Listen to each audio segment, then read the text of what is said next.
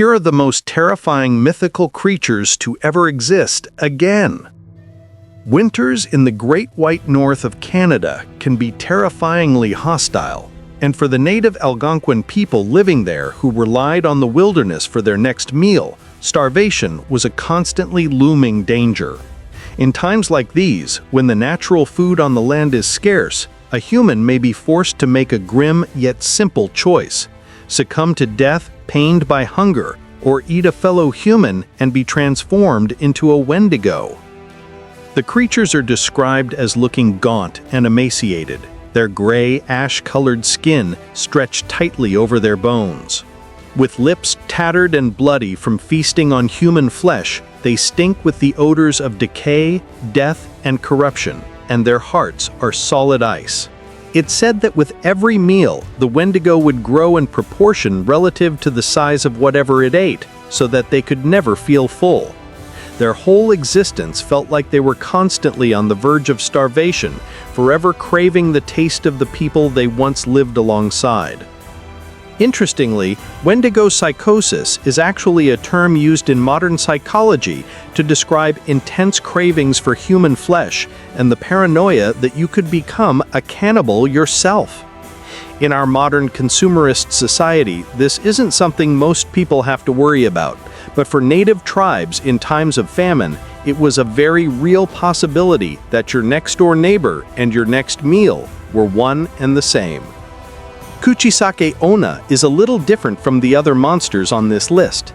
In most versions of her story, she was once the beautiful wife of a proud samurai. However, she grew lonely as her husband was always off at war, and so she began having affairs with other men in the Japanese town in which she lived.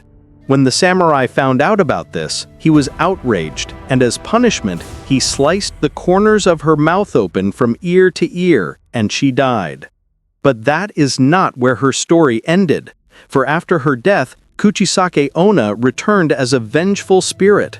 She covers her face with a mask or other covering of some sort, and to most people appears as a completely normal, attractive young woman. Clutched in her hand are razor-sharp scissors as she chooses her victim. Kuchisake Onna might appear before you and ask you a simple question: "Am I beautiful?" If you answer no, she will kill you with her scissors. And if you answer yes, she will remove the mask from her face to reveal her mouth sliced open from ear to ear in a horrifying, joyless smile. "How about now?" she asks. If you answer no, or scream, or try to run, she will kill you just as before. And with her supernatural speed, there is no escape. And if you tell her she is beautiful despite her disfigurement, then using her scissors, she will cut your mouth to match her own. There are actually a few ways to survive an encounter with this creature. In response to her questions, you can simply tell her that you're running late and had best be going, and she will politely bow and apologize, and you can go on your way. Alternatively, you can tell her that she is average-looking and leave it at that. English folklore describes Annis as an old, blue-faced woman with a single eye. Beneath a great oak tree, she lived in a cave that she carved herself out of the rocks using her deadly iron claws. On dark nights, she could be found hiding in her oak tree, waiting for an unsuspecting child from a nearby village to wander below. If no victims were forthcoming, Annis would go into the village and reach through open windows and snatch children straight out of their beds. Once she had returned to her cave with her prey, she would skin the children with her iron talons and put their flesh aside for later use before slowly devouring her flayed victims. Then she would sew the skins together to make clothing for herself. Black Annis was mostly just a story used to scare children into good behavior through paranoia and anxiety. But she was more than that.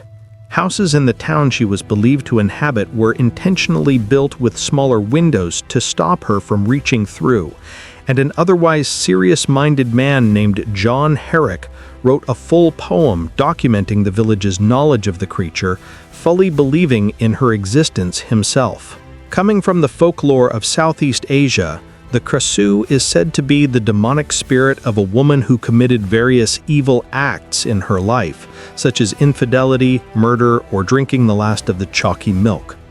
After she dies, the woman's sins cause her to be reborn as the demonic Krasu, which appears as a woman during the day and can walk among humans unnoticed.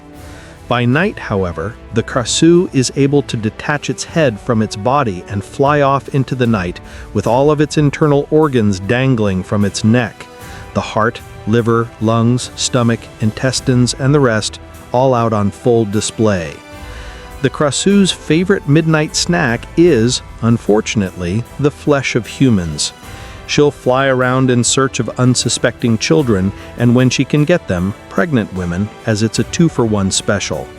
Though sometimes she'll just extract the fetus and go. You can protect yourself from this creature by putting up some spiky fences or plants to guard your house, as the Krasu's dangling organs might get stuck in them. If the head cannot return to its body by daybreak, the creature will burn up in the sunlight. The legendary Vitala are evil spirits coming from Hindu mythology. They're said to haunt cemeteries, and with no physical body of their own, they can take possession of human corpses in order to interact with our three-dimensional world. Once they've acquired a body, they get up to all kinds of unsettling mischief, such as killing children, driving people mad, and causing miscarriages. These spirits do evil things because they are the tormented human souls of those caught in the space between life and the afterlife, with nowhere to go from there unless someone performs their funerary rites to set them free. However, most people are more inclined to try to capture these spirits. As existing outside the laws of space and time, they have a vast knowledge of the past, present, and future, and deep insights into human nature, and so they make great slaves for sorcerers.